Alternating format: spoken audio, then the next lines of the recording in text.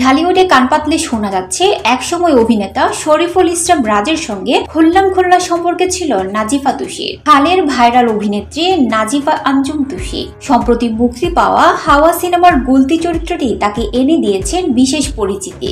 হাওয়ার সৌজন্যে এখন তিনি হাওয়ায় ভাসছেন। তুষির অভিনীত এই সিনেমা এবং চরিত্র নিয়ে যেমন আলোচনা হচ্ছে, তেমনি তার ব্যক্তিগত জীবন নিয়েও চর্চা কম হচ্ছে না। সেই চর্চা অবশ্যই প্রেম সংক্রান্ত, তাও আবার একাধিক প্রেম।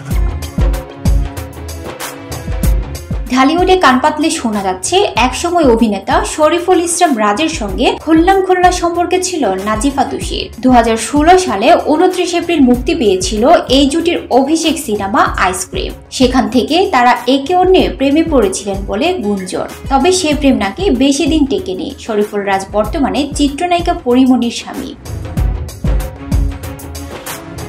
নতুন করে আবার গুঞ্জন শোনা যাচ্ছে হাওয়া সিনেমার নির্মাতা মেজবাউর রহমান সুমনের সঙ্গে সম্পর্কে রয়েছেন তুষি।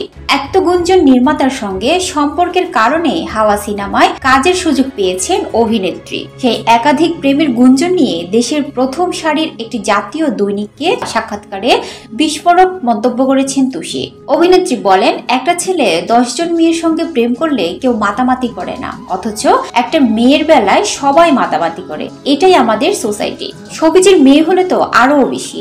এমন কোন অভিনেত্রী আছেন যাকে নিয়ে প্রেমের গুঞ্জন হয়নি বা হচ্ছে না? আমি কার সঙ্গে প্রেম করি, কার সঙ্গে দেখা যায়, এই ধরনের গুঞ্জন থাকবে। এসব মেনে কাজ করতে হবে। তুষির সাফ কথা, আমি কার সঙ্গে প্রেম করব তা একান্তই আমার ব্যক্তিগত ব্যাপার। মানুষ এই ধরনের বিষয় গুজব ছড়িয়ে আনন্দ পায়। এটা অনেকটা কালচারে পরিণত হয়েছে। বিয়ের পর ছেলে মেয়ের বয়সের ব্যবধান, কার বিয়ের আগে বাচ্চা হলো, এসব নিয়ে আলোচনা করতে লিখতে কিছু মানুষ আনন্দ পান। যারা এসব নিয়ে মেতে থাকতে চায় থাকুক, আমরা আমাদের মতো কাজ করতে থাকি।